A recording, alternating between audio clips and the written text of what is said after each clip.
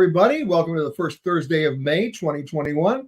Peter Greenberg here with your global travel update. And there is so much to talk about. I have to admit, I'm having trouble keeping up in the wake of the EU decision, what's going on with the CDC and countries. I mean, the domino effect is happening. We talked about it last week, but it's really happening now. We're going to get to all of that, of course, and your questions as well. You can send them in right now, or you can email me later, peter@petergreenberg.com. We can answer them online or on our radio show this Saturday, Eye on Travel, that you all know about on CBS. We'll have more information on that a little bit later. And we'll talk to you about the photo of the week. And I have to celebrate two very interesting anniversaries this week. One was yesterday, actually, May 5th. What was yesterday's anniversary? And it involves a story that I did on PBS, which you can find on our website right now. We posted the entire piece that we did on the Travel Detective on PBS. Yesterday was the 200th anniversary of Napoleon's death, May 5th, 1821. And why is that an interesting travel story? For one reason. The island in the middle of the South Atlantic, in the middle of absolutely nowhere, a British overseas territory with about 4,000 people, known as St. Helena. Why is St. Helena interesting here as it relates to Napoleon? That's where he died. Most people think Napoleon was exiled to Elba. He was. But then he escaped and he fought the British at the Battle of Waterloo, and he lost. And he's so pissed off the British, they said, okay, we're going to send you into exile to the one place you'll never escape. And they were right. The island of St. Helena, it's between, on one side, Africa and South America. It's tough to get to. Even today, they only have one flight a week, maybe. And he got there in 1815, and he died 6 years later at the age of 51 in 1821. What's also significant about this anniversary, in the era of going back to history and revisiting it, is how many people now want to tear down his statues in France. And one of the reasons for that, people forget, Napoleon, among many other things, introduced slavery to the French West Indies, and they have not exactly forgotten that. So we'll stay on top of that story. But if you ever get a chance for a truly remarkable experience, I encourage you to try to get to St. Helena. We did one flight a week from Johannesburg with a stop in Windhoek in Namibia, and then way out into the South Atlantic with very few alternatives. And if you miss that flight, you're on the island for 2 weeks. It's as simple as that. But a lot of history there. Great color, great stories, great hiking, great fishing, and a great experience. But take a look at our website, petergreenberg.com, or on Facebook itself. You'll see that we posted the piece that we did from St. Helena. The second anniversary, which is equally interesting, happened 40 years ago this week. That's when American Airlines introduced probably the most genius marketing scheme of the 20th century, the frequent flyer program, in their case, the Advantage program. United followed within 10 days with their frequent flyer program, and every other airline followed suit as well. Here we are 40 years later, and what started out as a beautiful a program for loyalty and for rewarding loyalty has turned into a profit center for the airlines of unprecedented proportions. It is safe to say, in fact, I'm going to say it, the airlines make more money in clear profit from the frequent flyer programs than they make from operating the airline. And to give you an example of that, the redemption rates. We all know pre-pandemic how hard it was to earn miles, and it became even harder when they went to a fare-based program. When they first started the program, if I flew 2,500 miles, no matter what I paid for my ticket, I got at least a minimum of 2,500 miles. Now it's fare-based. So if you fly 2,500 miles and you're on a discount ticket for $300, you may only get 400 miles. So even pre-pandemic, tougher to earn them, and always tougher to redeem them. How many unredeemed frequent flyer miles are there in the world right now? And I'm talking about miles that are eligible for redemption but haven't been redeemed. Nobody goes to the Showcase Showdown today because I'm going to tell you, you're way too low. It's 23 trillion. So the airlines know that when they sell those miles to Citibank for American and Chase for United and American Express for Delta, they know going in, it's found money because only 8% of those miles will ever be redeemed, right? That's a better loan return than mafia loan sharks are getting. And to prove that point even more, What did American Airlines do about 2 months ago? They first got their mileage program valued, fasten your seatbelt, at $30 billion. United followed suit, so did Delta. American went one step further, and once they had it valued that way, they mortgaged part of it and took $10 billion out in capital. So on one level, American Airlines is still losing. They're hemorrhaging. They're bleeding $27 million a day. They can do that for a while now that they have a $10 billion fund fueled by who? The mileage addicts and junkies known as us. How many of you are members of a program? Now, the most important question after that is, how many members of more than one program? You all are. So where's the loyalty? We just want to earn miles for everything short of breathing. So that's the anniversary. And of course, it's also a reminder that if you got miles sitting around, now is the time to redeem them. Do not wait until June. Why? Because for the first time in recent memory, there's a lot of excess capacity on flights you've always wanted, especially outside the US. So think 330 days out and check in on that and then redeem the miles. And what you might find, in addition to finding the flights that you want and the seat availability, is that the actual mileage redemption levels needed to get those seats has come down on many routes. Just a few weeks ago, the mileage that was needed on a flight from New York to LA, which was normally about 40,000 miles, was going for 17.5. The same thing, by the way, is happening, and we'll get to this a little bit later, on flights to Europe now, even in the wake of the EU decision, which is really spawning a huge rush to get to Europe. Where's the mileage? Where are the fare discounts now? They're not in coach. They're in business class because there are no business travelers. So we're seeing business class fares to Europe right now under $1,000. That sort of matches what coach fares were about 2 years ago. So give yourself an unintended upgrade, but check out those business class fares. Now, a lot of other stories to talk about. The TSA last Sunday screened more than 1.6 million travelers. It's going up, and it's going to continue to go up in some cases exponentially as people are reacting to the European Union decision as well as the CDC decision. Let's first of all talk about the European Union decision. To remind you, they made an announcement about 12 days ago that fully vaccinated Americans will travel to any one of 27 European Union countries this summer without having to quarantine. Now, Greece already jumped the gun. They actually open a week from tomorrow, May 14th. Iceland's already open. The Seychelles are already open. And now today, Italy announced they'll be open around the 15th. But of course, anytime you deal with Italy, you're dealing with confusion and chaos. So I'll get to that too.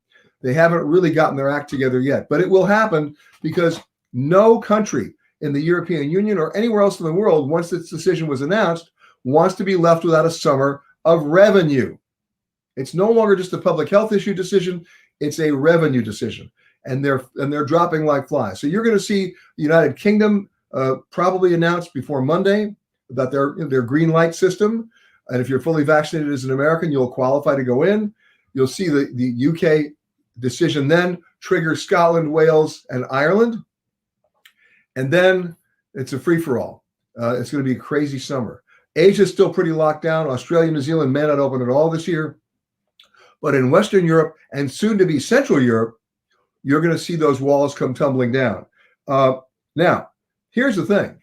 It's already happening in Greece, where bookings already are running 12% higher than they were 2 years ago. That'll give you some indication. Same thing happening in Iceland. It's crazy.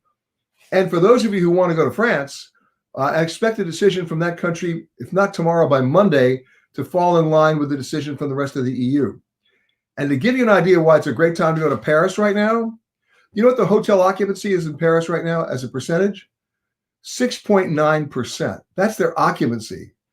Talk about freedom. There you go.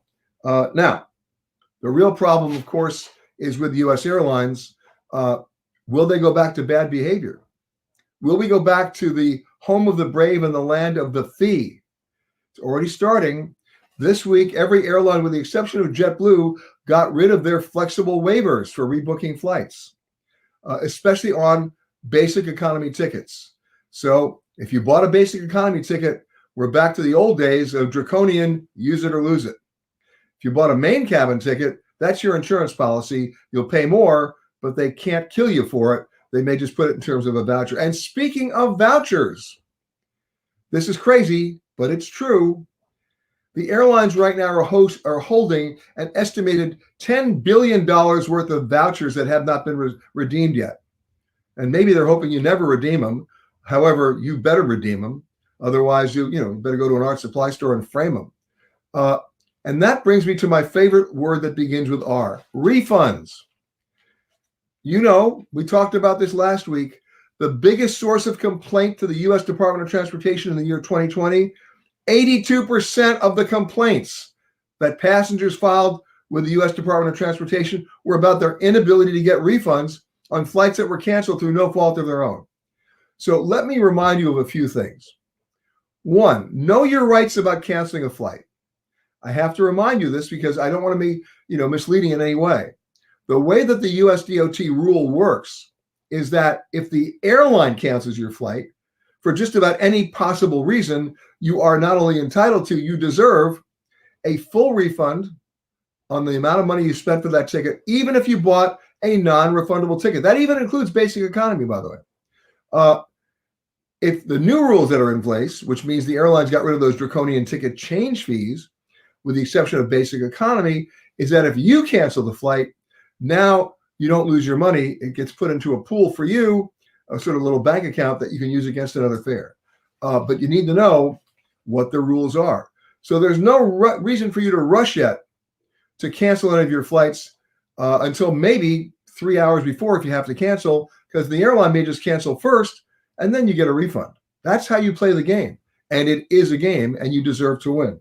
Now, speaking of refunds, the annual airline quality ratings are out. It's done every year by Wichita State University and Embry-Riddle University. And they rank airlines on a lot of different metrics. But this year, refunds came into play because it greatly affected the ratings that every airline earned. The worst of the 10 airlines in America for ratings, which, by the way, because this airline scored so poorly in giving people their money back, was Frontier. The number one airline in the quality ratings report this year from Wichita State and Embry-Riddle was Southwest because they behaved so well in terms of refunds. But there are other metrics as well. Which airline lost the most bags, or I should say mishandled the most bags? At 1.5 mishandled bags per 1,000 checked, it was Allegiant. But let me put this in perspective. Of course they win. First of all, they charge you to check bags, which means there were fewer bags even before there were fewer bags, even before the pandemic.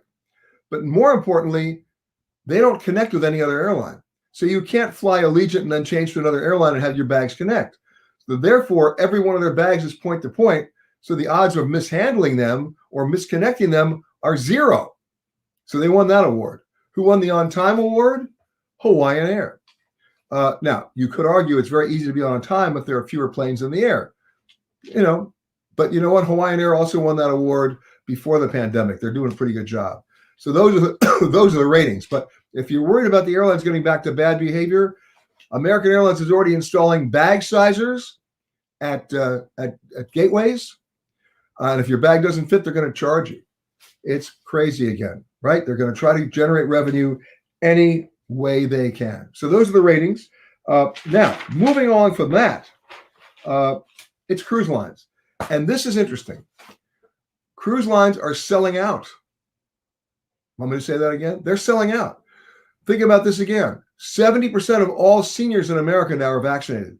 That's the cruise ship demo, more or less. And they're the first ones to get on the ship.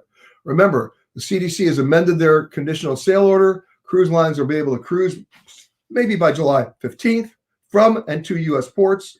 It hasn't stopped the cruise lines, as you know, from repositioning their ships out of the country. Those ships are already selling in Bermuda, Bahamas, St. Martin, Greece, the United Kingdom, Israel. And it's going to continue.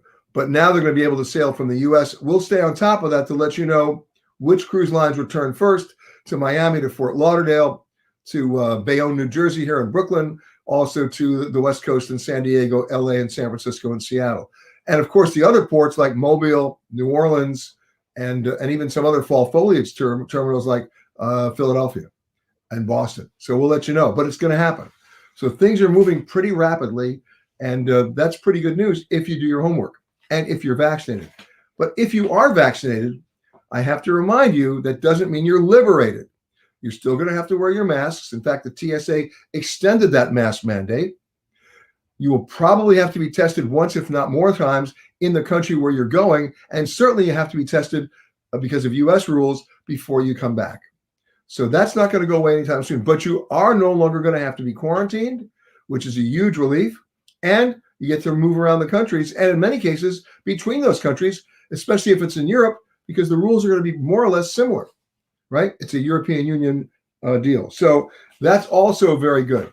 Let's go some of your questions right now and some of your comments. Here's one from Ibis, who says, is Croatia still not recommended to travel to by the State Department? Listen, I think Brooklyn's not recommended to travel to by the State Department. Remember, they came out with these level 4 warnings to 80% of the world. Remember, it's an advisory. It's not a rule. It's not a regulation. So I'll be going to Croatia in about a month. And I don't think I'm coming back frothing at the mouth or glowing in the dark. Jerry Whitworth said, I just used my Southwest holiday ticket and bought a new one for May. Smart move. Good strategy. Here's one from Kelly. Can you give me an update on COVID vaccination, travel passports? Is there anything happening with this? Well, obviously, COVID vaccinations are still happening, but the vaccine passports, they're sort of stalled right now because no country's made a rule and no group of countries has made a rule yet. Right now, what you need are your copies of your CDC vaccination cards, the originals, please. Always carry copies. I told you what to do. 3 photocopies, one that you pack somewhere else other than your wallet or your passport holder, one that you give to your significant other or travel companion, and one that you keep at home, and you'll be okay for the moment. Here's one from Erdogan Aaron. Okay, cruise lines, will they work to Turkey? Well, Turkey had a problem with cruise lines before the pandemic because a lot of tour operators and cruise lines could not get insurance to sail or travel to that country because of, conflicts within the country, which in a sense are somewhat misleading because there's no danger in Turkey right now that I have seen, and I've been 5 times in the last year. But cruise lines are going to be coming back.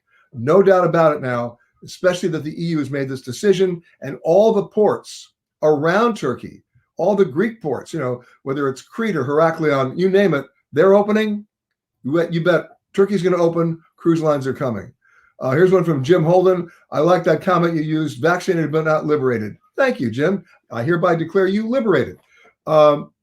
Okay. I was saying he'll be happy to host me in Split. I love Split. And I'll give you another destination in Croatia that most Americans have never visited with an amazing story. It's Rab, R-A-B.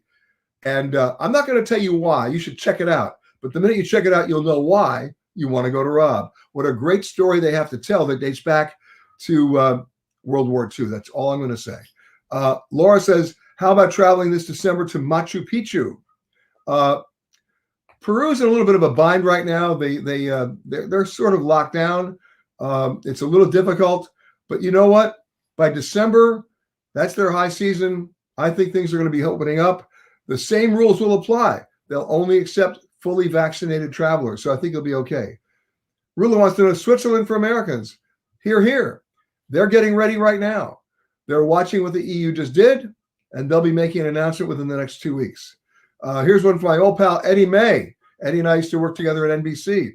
I'm booked for a Mediterranean cruise out of Southampton, France, Portugal, Spain, and Italy. Does this look good? Eddie, you forgot to tell me when. Tell me when, I'll give you an answer. Here's one from Jim Holden. Jumbo, Peter. Everybody knows what jumbo means. Okay, well, you will if you go to Kenya.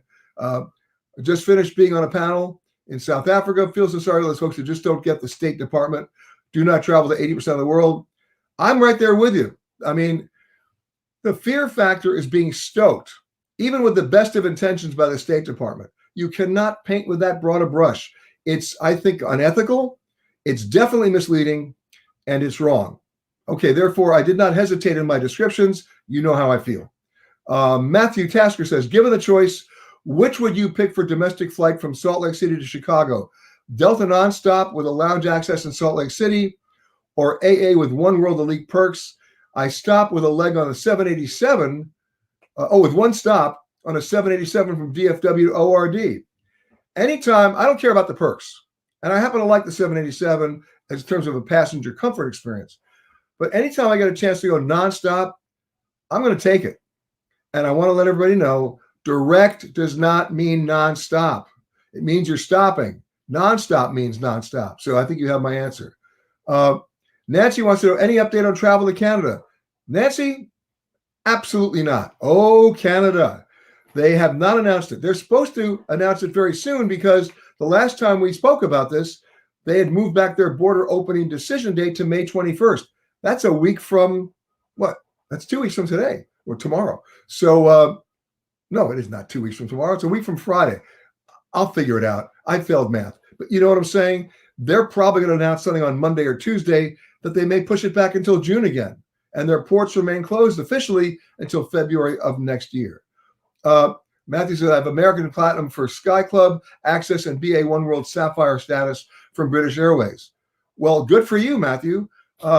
Listen, the Sky Club experience and the advantage, the Admirals Club experience right now is a fraction of what it used to be.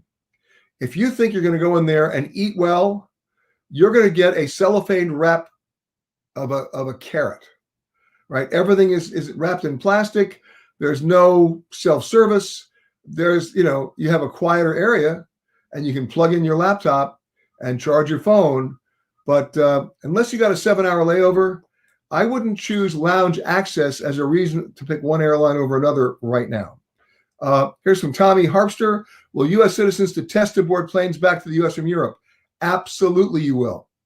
I'm going down to Bermuda this Sunday on a project that we're doing. And of course, I had to test to be able to go to Bermuda.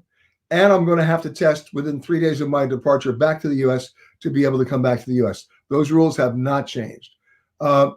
Jim Holden says, do you think countries will drop the requirement for a negative PCR test if you're vaccinated? For the moment, no. I think each country is going to be protective and covering their you-know-what. I think that's at least 2 months away. Here's one from Matthew. What do I think it's going to take for the U.S. to allow us Europeans back into the country on nonstop flights without having to spend 14 days in Mexico or Turkey first? It's going to happen. This EU decision, which is going to kick in by June 15th for most of those countries, is going to have the reciprocal effect of the United States allowing fully vaccinated Europeans in. It's just a matter of a couple of weeks. Be patient. It will happen. Mark Wexler wants to know, what's the current status of traveling to Thailand right now? Mark, it's still a lockdown. They are totally in chaos. They're not handling it very well. And I'm sad about that because, as some of you know, I used to live in Thailand. I had a house there. I used to go back. I still go back 3 to 4 times a year, except for last year. And it looks like except for this year. I'll have an update on Thailand next week. But in that whole region, Thailand, Cambodia, even Hong Kong, Singapore is going crazy now. Singapore wants you to quarantine for 21 days. I mean, that's just not fun. So stay tuned. Here's one. What do I think of the state of reliable testing at airports? Again, you're going to pay more for it. Don't do it there. There's so many different ways to test. I did one here yesterday at the New York City Health Department, about 30 blocks from where I live. I was in and out in 10 minutes, and the cost was free. You go to the airports, it's about $140 or more. Okay. Any news on cruise ships on the Adriatic, Croatia in particular? Yeah, a lot of the cruise ships, the smaller ships like that take less than 25 passengers, are already cruising there. So stay tuned on that. But they will be part of the longer cruise ship itineraries soon.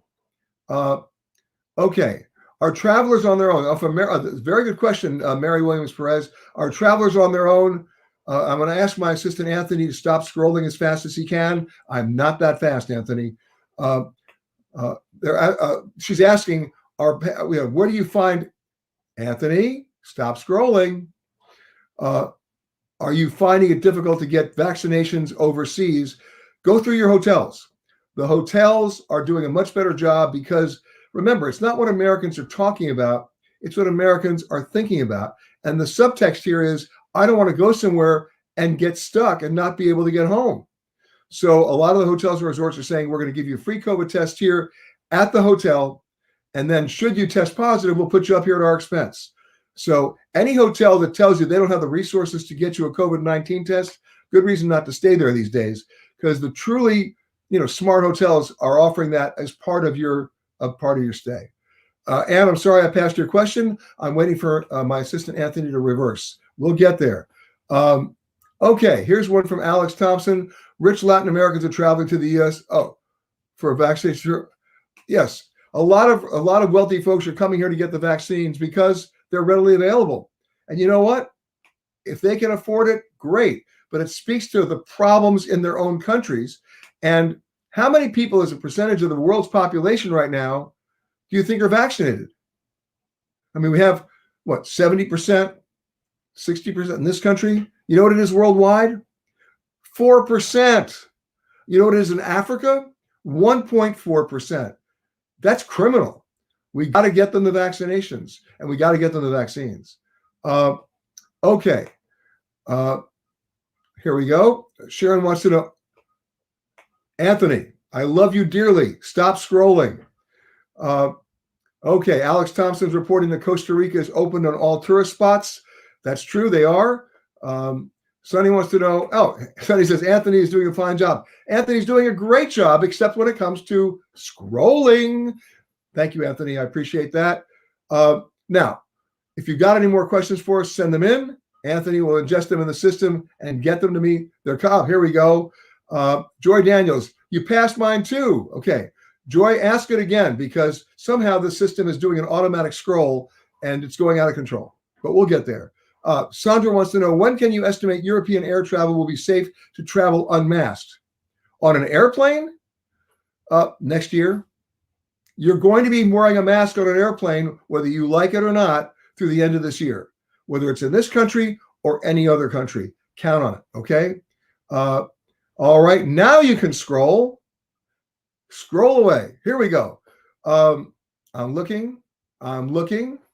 Okay, there we go. From Sharon wants to know, favorite cities in the United States for 50-plus amateur travelers that want to relax. Well, right now, you can find great opportunities and experiences in every state, especially in the Midwest. I'm a big fan of Iowa, Wisconsin, Michigan, Minneapolis, Minnesota, and those states. Lots of places to go, lots of lakes too. Okay. Sandy Collins says, I'm sorry, Sandy, I didn't mean to pass on your question. It's still scrolling at an unprecedented rate here. You wanted to know about the GEM opening. That's the Grand Egyptian Museum in Cairo. They're saying now October of this year. And I almost take them at their word.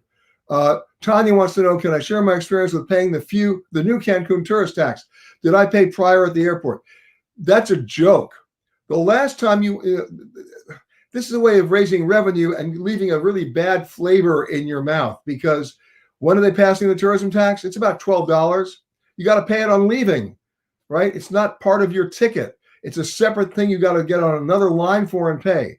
I appeal to the folks in Quintana Roo, drop the tax. It's a pain. And, airlines and airports don't talk to each other. I know this. Governments don't talk to airlines, and they don't talk to us. How many of you have had the worst first impression of your travel experience when you arrive at a foreign airport? How about all of us? 28 customs and immigration facilities, only 2 being manned, or charging you an entrance tax, right? This is not the way to go through a country. It's not the way to leave a country, right? You need to be welcoming on every level. Governments need to come up to speed to understand not just the power of travel and tourism, it's the economic impact of travel and tourism to be welcoming to their visitors, especially now. Why? Because they're all in competition for us right now. Think about this. At any given day right now, at any given time, every single country in the world has come to the same conclusion and the same unoriginal idea. Come visit us. Now you got to give me a compelling reason why. What's my security situation? What's my health situation? What's my security blanket to get home if there's a problem? What are you going to do about testing? And last but not least, because it was pre-pandemic as well, how are you going to welcome me and how are you going to say goodbye? And if welcoming me and saying goodbye involves 2-hour lines, I'm not coming. Vote with your wallets. It'll be amazing how fast those customs and immigration booths are manned. Here's one from Matthew Tasker. So I booked Japan it just scrolled again. Stop the scrolling. I'll get back to you, Matthew, as soon as I can read that question. Joy Daniel says, is it too early to book airline for October using my miles? Absolutely not. Do it now. Do not wait. Do not pass go. Irene says, do I think Spain and Portugal will be open in October? I think Spain and Portugal will be open next month. So plan accordingly.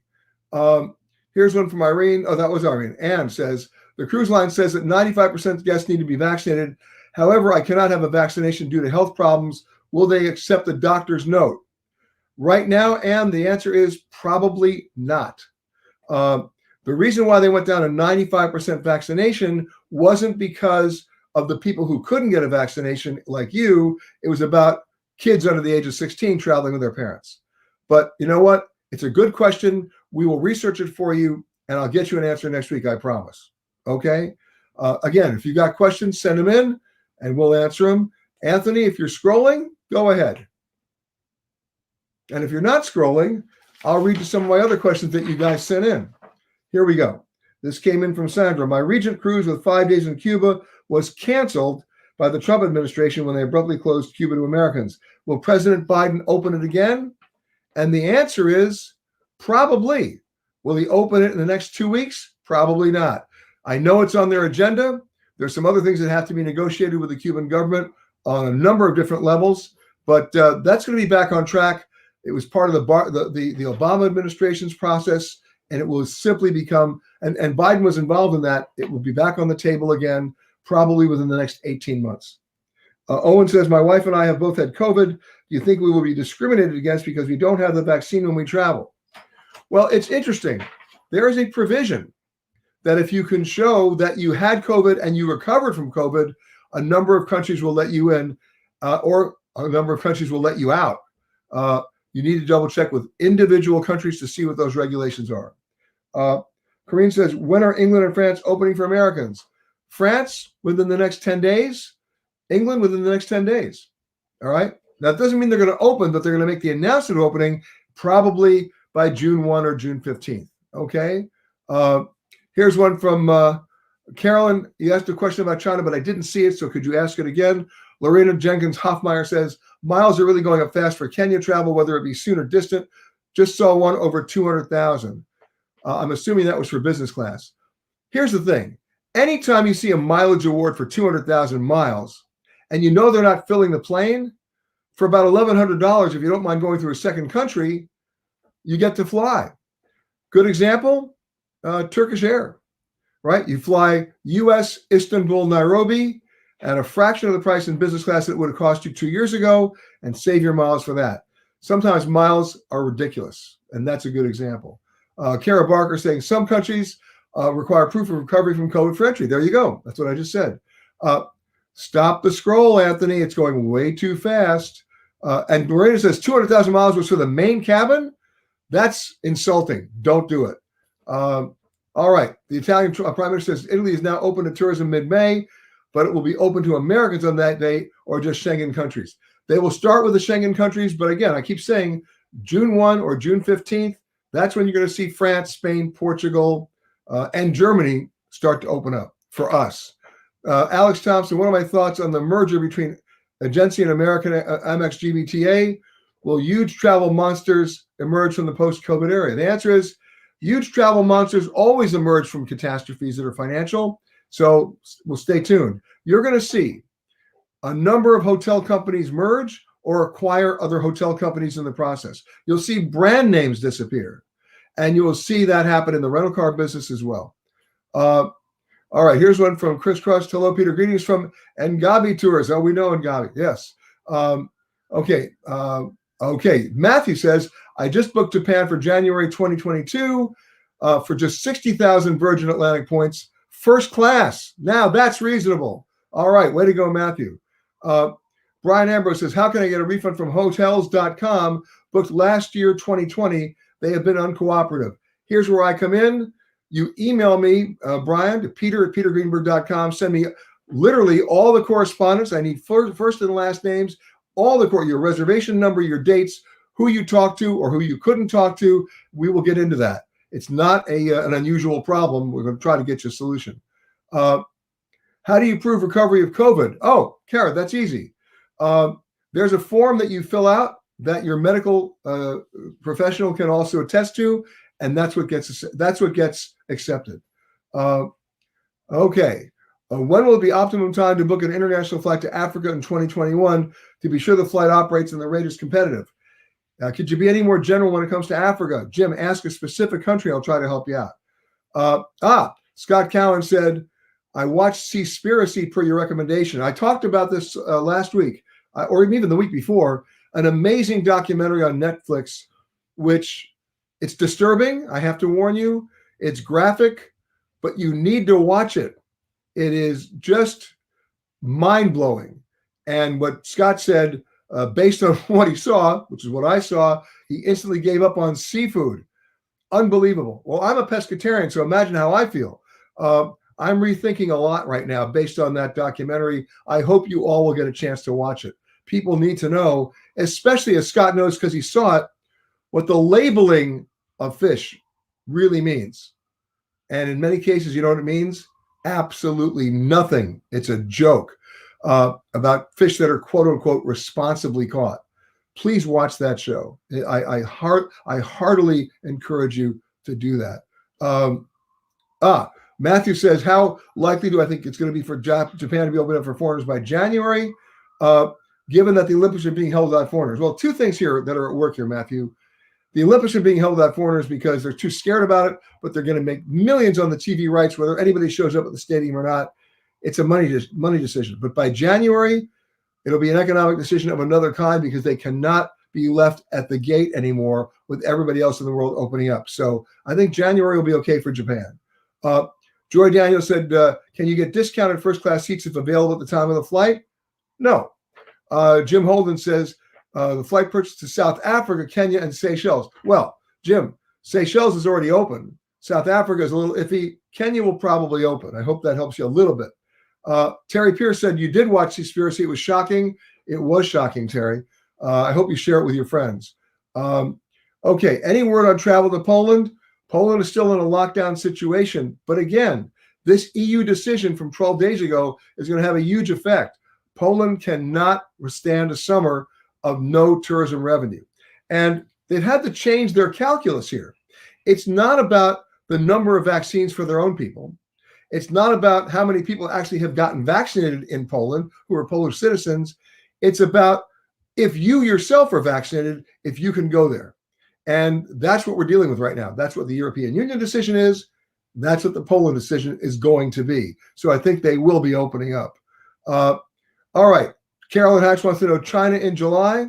You know what? I wouldn't count on it, but I wouldn't be surprised simply because of the way the world is doing. However, remember, what's keeping China alive economically is intra-travel within China.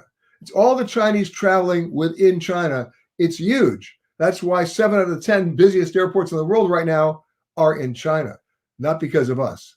All right. Matthew wants to know, have I ever been to one of the stand countries?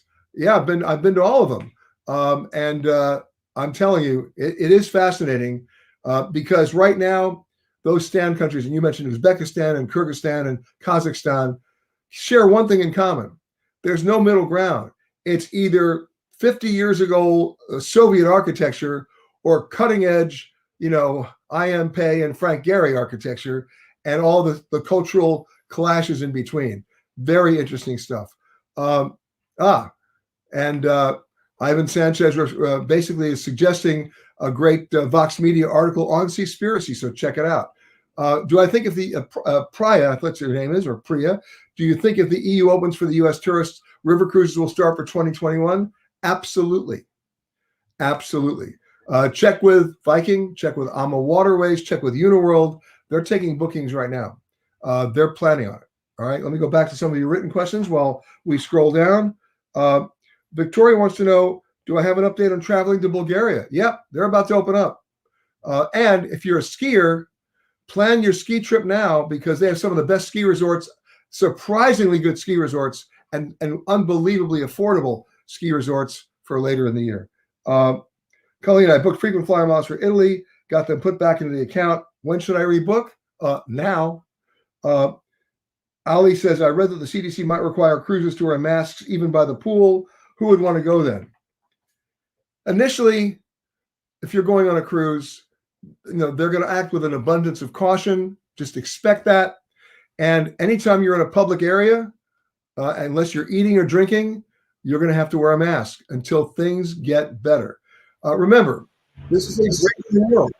And bottom line is, they're taking a big step, even with 100% vaccination compliance. So, yes, in the short term, probably 3 to 4 weeks into this, they'll start relaxing things in certain parts of the ship. But right now, that's the way it's going to be. Ivis, thank you so much for that. Michelle Piper says, travel is so expensive. No, it's not. Travel is expensive to where everybody else wants to go. Be a contrarian.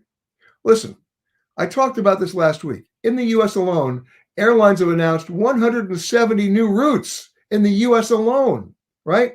Let me give you an example. I talked about Bozeman, Montana, but I did a little research. Up until recently, Bozeman, Montana was a brand new airport, but very sleepy, right? Maybe 12, 14 flights a day. That's it. You know what's going to happen in the next 2 weeks?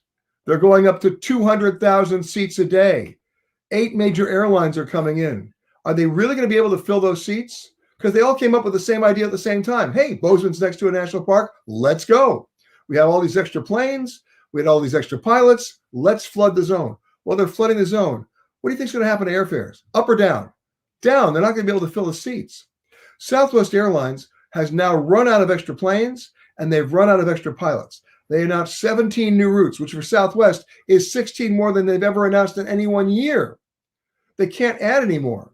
So bottom line is, with all these airlines flooding the zone, those airfares on average are not going to go up because everybody's going to be discounting to get you to fill at least one of those seats. So it's still in your favor, okay? Michelle, don't give up hope. Okay, more letters here. Ben says, do I have any tips for getting a better deal for Memorial Day weekend for a flight to Hawaii from Los Angeles? Yeah, don't go Memorial Day weekend. I mean, why? Let's be, look, when I was a kid, my parents figured it out. They went to my teachers and they got me extra credit assignments so I could travel the week after Thanksgiving or the week after Memorial Day or the week after Christmas.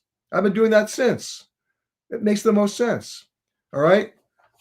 You're not going to get a discount on Memorial Day weekend in Hawaii. And to give you an idea of how crowded Hawaii is getting now, if you were flying to Maui on a private jet right now, you better call ahead. There may not be space for you to park it at the Maui airport because everybody's going to the same place. So back to my answer to Michelle, be contrarian. Pick a place that nobody else wants to go and enjoy it. I'm serious. Okay, here's Meredith says, have businesses and restaurants fully reopened in Greece? They have not. Greece is still in lockdown. There's still a curfew between 9 p.m. and 5 a.m. So you're not going to be breaking plates at 9:30. Bottom line is that will change. Remember, they're going to open fully to us a week from tomorrow. And once that happens, wait and see how fast they start revising those curfew rules. Okay? It will happen.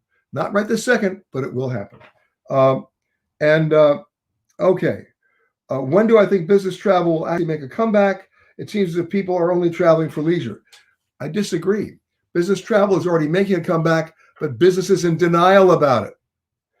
The real business travel is going to happen when one Fortune 500 company sales team says, enough of this, we're going to get back out on the road and meet our clients. And then no other Fortune 500 company wants to be left alone, stuck at home. They're all going to jump to it now.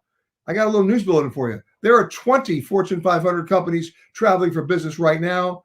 They just have not publicly acknowledged it. So it's about to happen. Now, is it going to happen at 2019 levels? Not even close. But by September, you're going to see a noticeable increase in business travel, without a doubt. Okay. Here's one from Michelle. It says, United Mileage uses two times normal use. Rental car is $700 for a basic car. basic hotel. I get it. I mean, look, the rental car market is ridiculous right now. It's not going to get better until next year. If you're going on a trip of under 500 miles, take your own car. I checked this morning. The cheapest rate, Michelle, for a rental car in Florida, and I'm talking about a car that maybe fits two people. We're talking like the smallest compact car they've got is $441 a day, not including fuel, not including mileage caps, and not including drop-off charges. Why would you do that to yourself? Okay, Katrina Lemley says, hello from Alabama. I'll be there soon. We'll be in Montgomery and Selma doing one of my episodes for The Travel Detective starting on the 19th of this month. And we'll be probably doing a Facebook Live from either Selma or Montgomery. By the way, speaking of Facebook Live, next week, because I'm in Bermuda, it will move one day to Friday. So Facebook Live will be next Friday at 12 noon Eastern time. By the way, let me announce the photo of the week before we run out of time. It goes to Linda Rush, who took this photo in upstate of South Carolina.